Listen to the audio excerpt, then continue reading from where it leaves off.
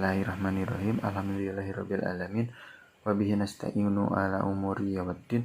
Wassalatu wassalamu ala asyrafil anbiya wal mursalin wa ala alihi washabihi ajmain. Rabbi shrah sadri wa yassir li amri wa hlul 'uqdatam min lisani yafqahu qawli amma ba'du.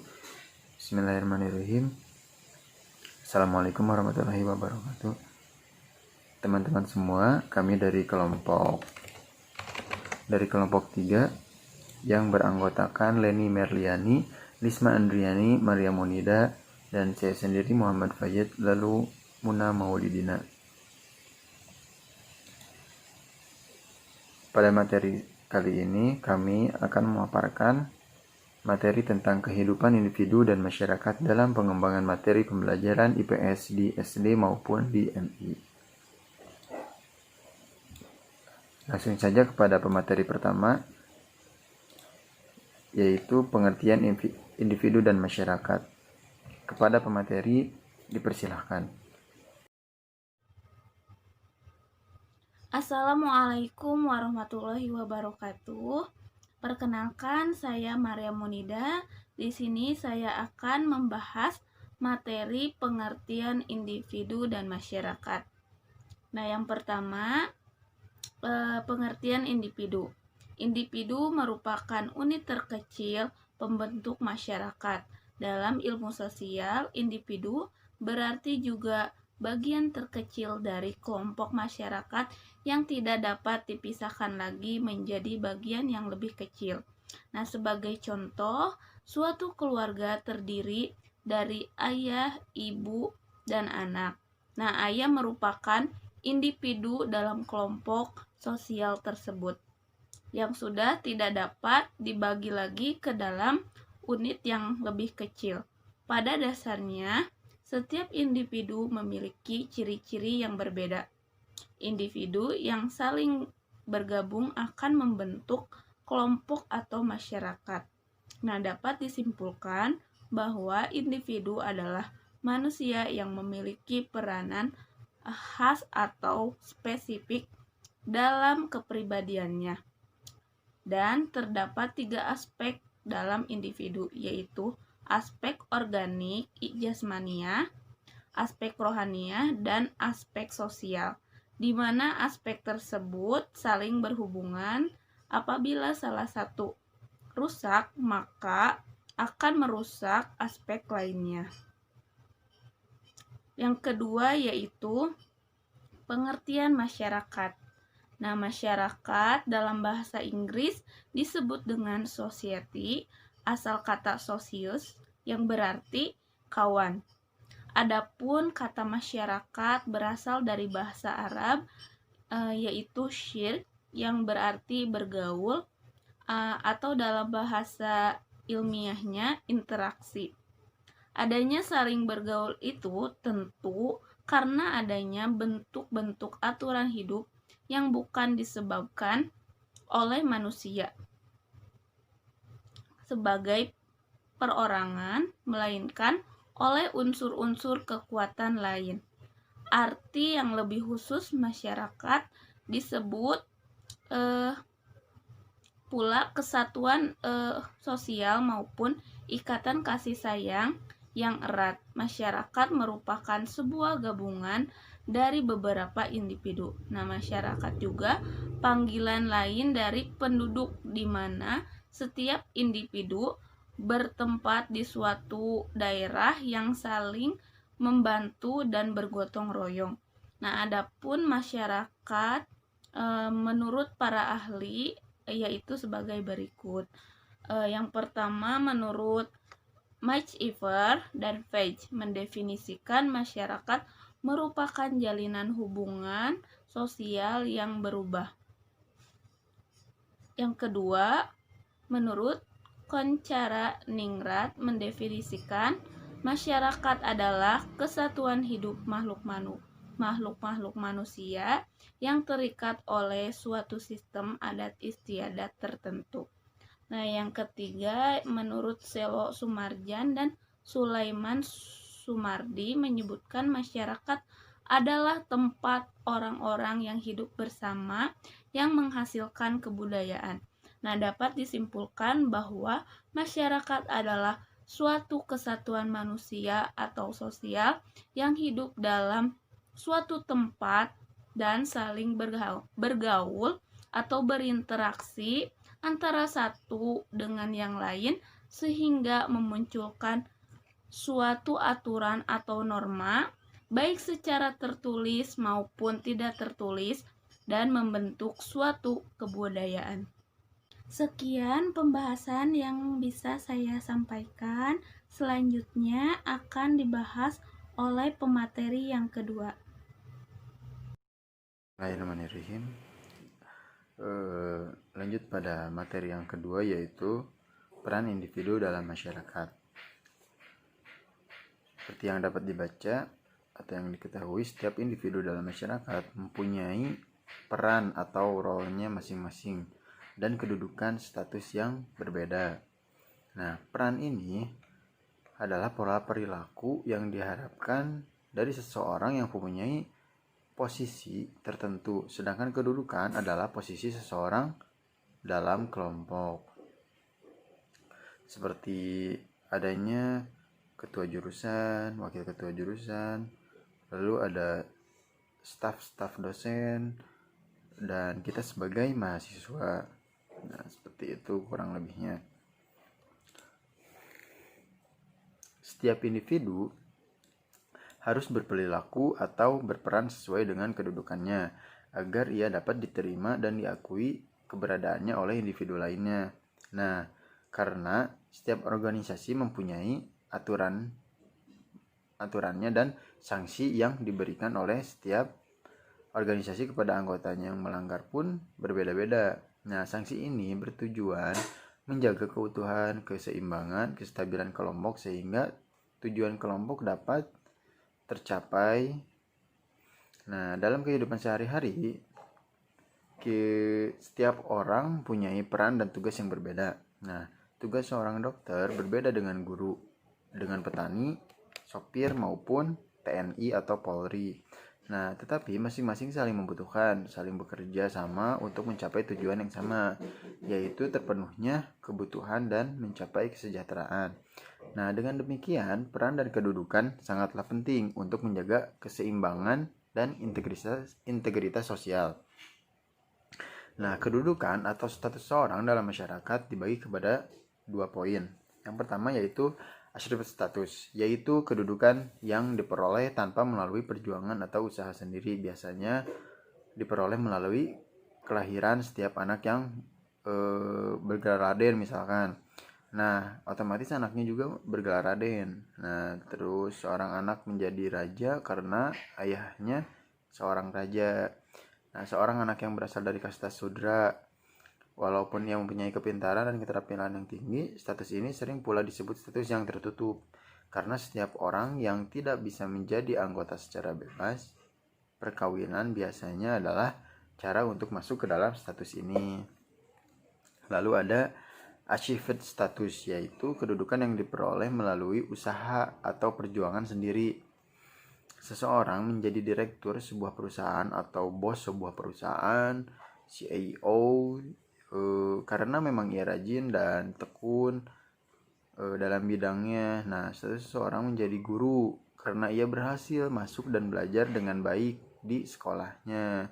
Seperti halnya kita sekarang ini sebagai mahasiswa calon pendidik.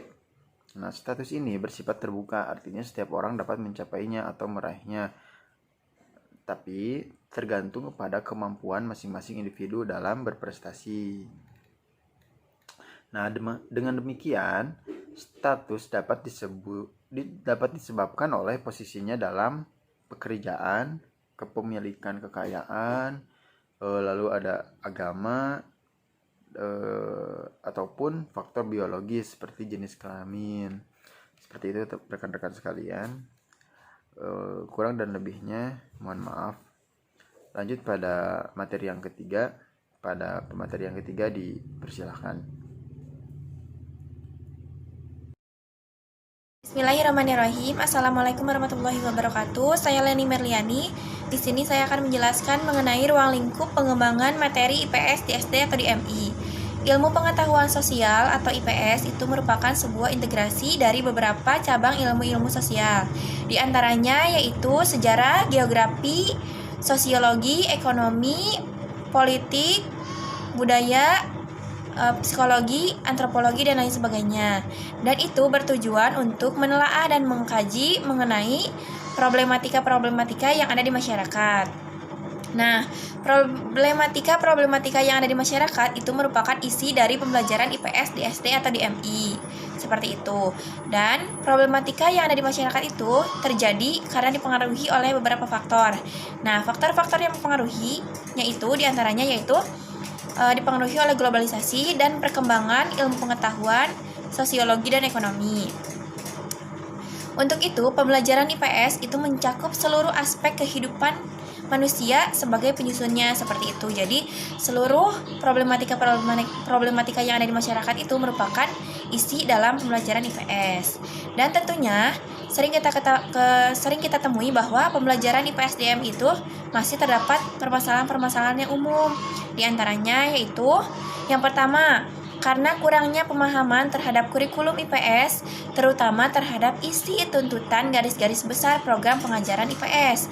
Yang kedua, karena kesenjangan antara waktu yang dialokasikan dengan materi pelajaran.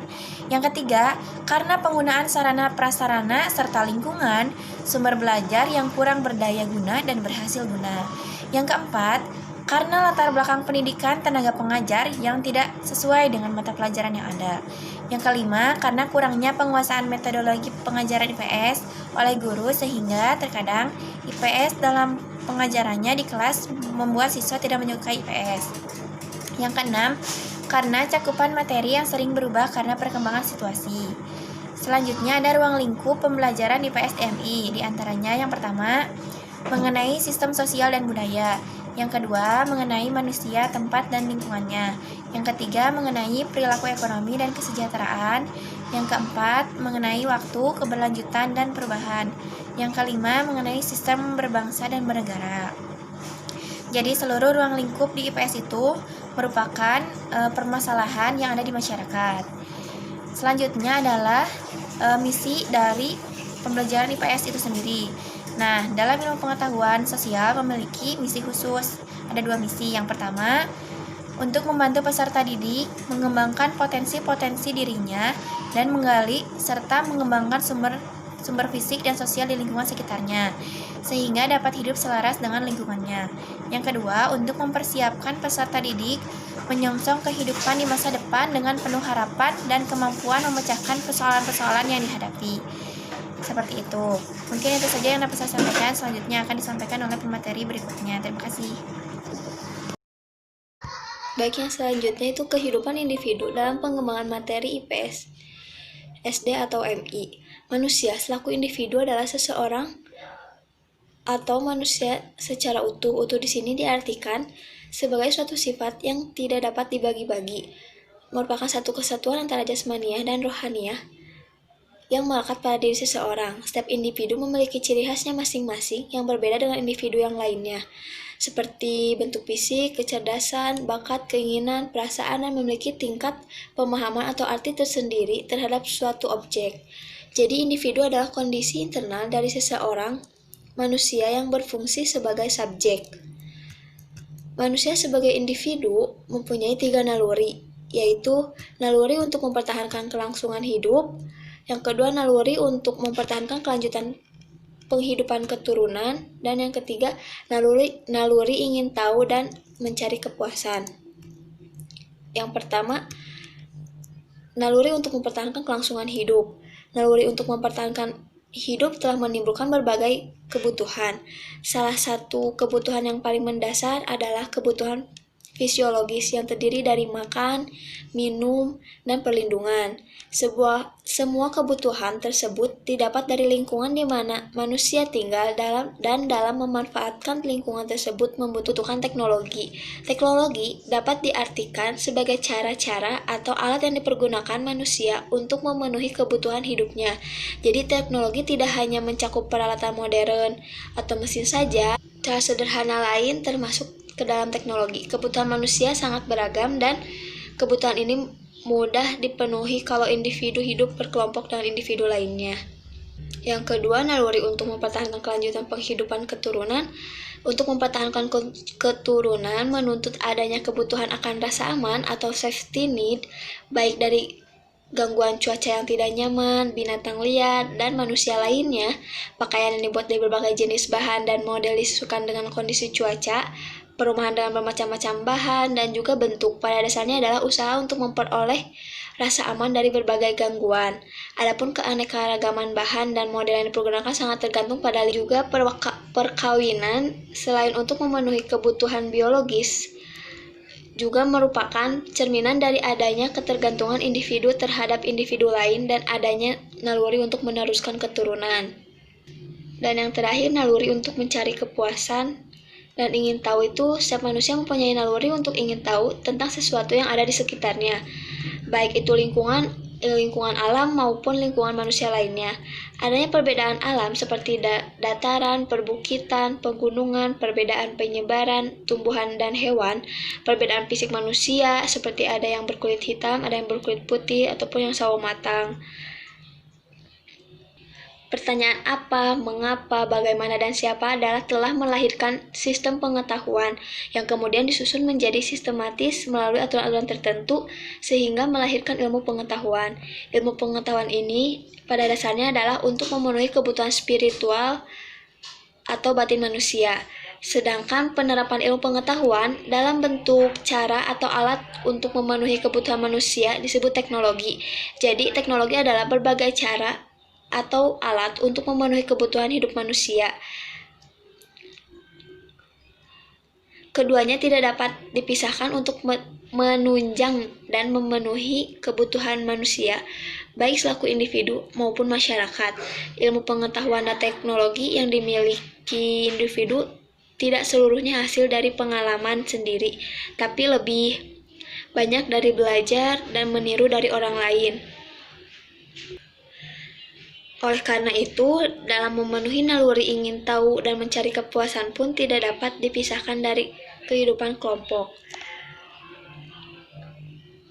Mungkin cukup sekian yang bisa saya jelaskan. Selanjutnya akan dilanjutkan oleh Lisma Andriani. Assalamualaikum warahmatullahi wabarakatuh. Saya Lisma Andriani. Di sini saya akan menjelaskan mengenai kehidupan masyarakat dalam pengembangan materi IPS SD atau MI. Nah, mari kita mulai saja.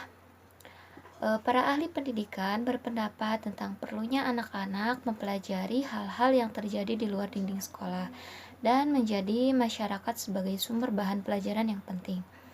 Pertimbangan mereka cukup sederhana, yaitu sekolah tidak mampu menyediakan seluruh bahan pelajaran yang diperlukan oleh anak.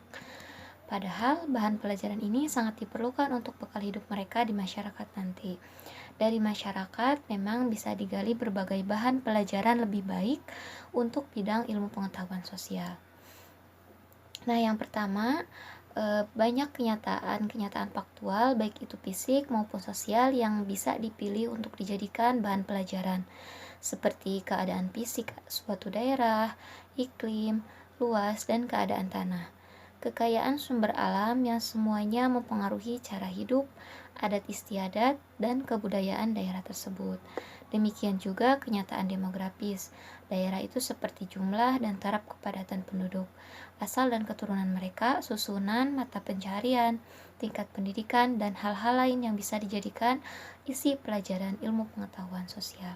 Jadi, dengan banyaknya kenyataan faktual di masyarakat secara fisik, ketika siswa terjun ke masyarakat langsung, mereka akan mengetahui keadaan fisik suatu daerah secara langsung, mengenai adat istiadat pada suatu masyarakat tertentu, ataupun keadaan atau kepadatan penduduk suatu daerah itu sendiri. Yang selanjutnya, yang kedua, di masyarakat akan terdapat lembaga-lembaga yang digunakan untuk mengatur tata kehidupan anggotanya, seperti lembaga pemerintahan, baik itu pusat maupun daerah, juga lembaga dan organisasi politik, sosial budaya, olahraga, kesenian, dan perekonomian merupakan bahan penting bagi pembelajaran IPS. Termasuk juga keluarga yang harus dimasukkan sebagai isi pelajaran dalam pembelajaran IPS ini. Nah, pada pembelajaran tentang masyarakat ini, maka siswa akan diperkenalkan dengan lembaga-lembaga pada masyarakat, ya, baik itu lembaga pusat maupun daerah. Baik itu lembaga yang terdekat yaitu keluarga dari anak itu sendiri. Nah, hal-hal tersebut amat penting untuk dipelajari karena sifat masyarakat itu yang dinamis. Kenyataan dan lembaga masyarakat terus tumbuh dan berkembang. Jika meninggalkan kampung halaman dalam misalkan 2 tahun atau 5 tahun, maka ketika kita kembali itu akan nampak perubahan pada masyarakat itu sendiri. Maka itu yang dinamakan dengan sifat masyarakat yang dinamis. Yang ketiga, masyarakat memiliki sifat dinamis karena keinginan manusia yang selalu berkembang, berkat hasratnya untuk maju. Padahal pendapat seseorang tidak selalu sama dengan pendirian orang atau kelompok lain. Seringkali kita berlanjut menjadi pertentangan atau kepentingan. Nah, perbedaan kepentingan ini bisa menimbulkan masalah, problema yang harus dipecahkan. Kenyataan hidup memang menunjukkan bahwa manusia akan selalu menghadap pada masalah-masalah sepanjang hayatnya. Jadi masyarakat memiliki sifat yang dinamis itu karena manusia yang ingin selalu tumbuh dan berkembang menjadi lebih atau ke taraf lebih maju. Nah, tujuan terdapat pada jenis itu tujuan ilmu pengetahuan sosial ini adalah mendidik peserta didik atau membiasakan diri menghadapi masalah dan melatihnya untuk mampu memecahkan masalah tersebut. Selanjutnya, langkah-langkah yang perlu diperhatikan dalam mengenalkan konsep-konsep yang berkaitan dengan kehidupan masyarakat dan lingkungannya. Di antaranya sebagai berikut. Yang pertama, mengubah konsep ke bentuk pemikiran yang tepat untuk anak sekolah dasar.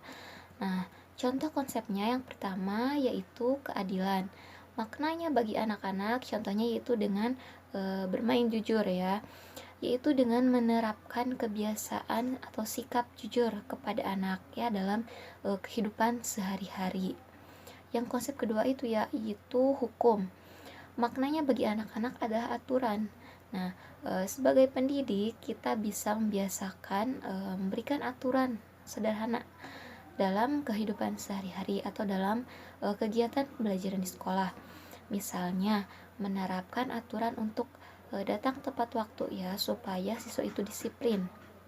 Nah, konsep hukum tersebut dengan menerapkan aturan itu yang sederhana yang bisa dipahami oleh anak itu merupakan contoh konsep dari hukum.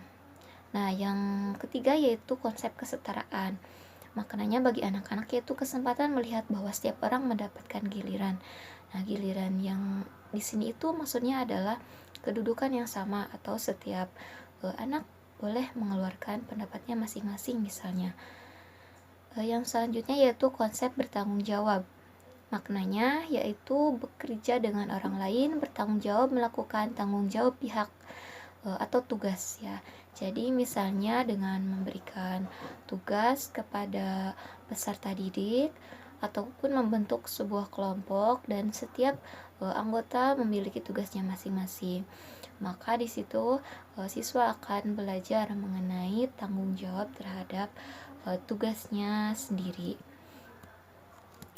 Nah, selanjutnya konsep-konsep dan topik-topik IPS dapat dipelajari dengan berbagai tingkat kompleksitas.